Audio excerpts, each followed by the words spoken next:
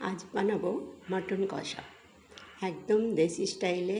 কোনো রকম কেনা মশলা নেই, কিছু নেই।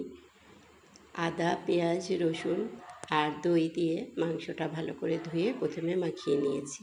তারপরে ধনের গুঁড়ো, জিরের গুঁড়ো, লঙ্কার গুঁড়ো আর কাঁচা লঙ্কা চিড়ে দিয়েছি, আর সর্ষের তেল দিয়ে দিয়েছি, কাঁচা সর্ষের তেল দিয়ে ভালো করে মেখেছি। তারপরে ডুমো ডুমো করে পেঁয়াজ কেটে পেঁয়াজ ছড়িয়ে দিয়েছি।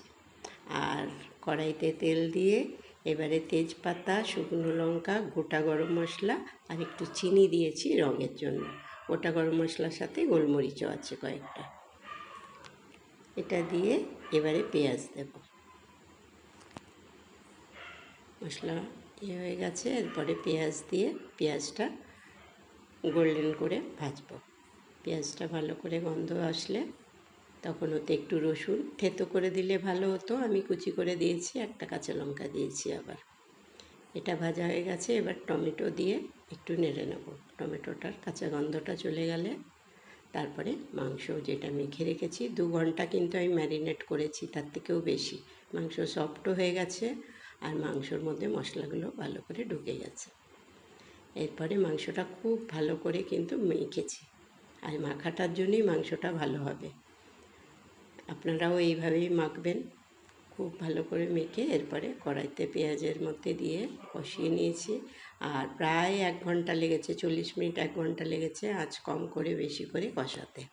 তারপরে গরম মশলা দিয়ে দিলাম, গুঁড়ো গরম মশলা। এরপরে একটু ঘি দিতে হবে, ঘি না দিলে মাটন ভালো টেস্ট হবে না। হ্যাঁ, ঘি দিয়ে ভালো করে কষিয়ে নিচ্ছি। কড়াটা একটু ছোট, কিন্তু মাংসটা এখন অনেকটা কমে এসেছে। এবার প্রেশার কুকারে দিতে হবে। মাটন তো প্রেশার কুকারে দিতেই হবে। আমি প্রেশার কুকারে অল্প জল দিয়ে রেখেছিলাম আগেই, আর কড়াইটা ধুয়ে এখন বাকি জল দিয়ে দিলাম, কারণ সেদ্ধ হতে হবে, আর সেদ্ধর পরে একটু ঝোলও থাকবে। আলুটা আমি আগেই কেটে নুন হলুদ মাখিয়ে রেখেছিলাম, আর তারপরে ভেজে নিয়েছি। আঁচ কম করে একটু ভেজেছি যাতে সফট হয়ে যায় আলুটা, একটু ভেতর থেকে নরম হয়ে আছে। এরপরে তো প্রেশার কুকারে দিচ্ছি, দেখুন আলুগুলো দিয়ে দিয়েছি। এবার জলও দিয়ে দিলাম। আমি কিন্তু জলটা গরম জল ইউজ করলাম, মাংসতে কাঁচা জল কখনো দেবেন না, জল গরম করেই দেবেন।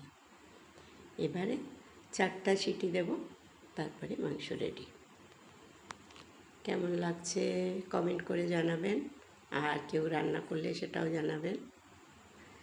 আর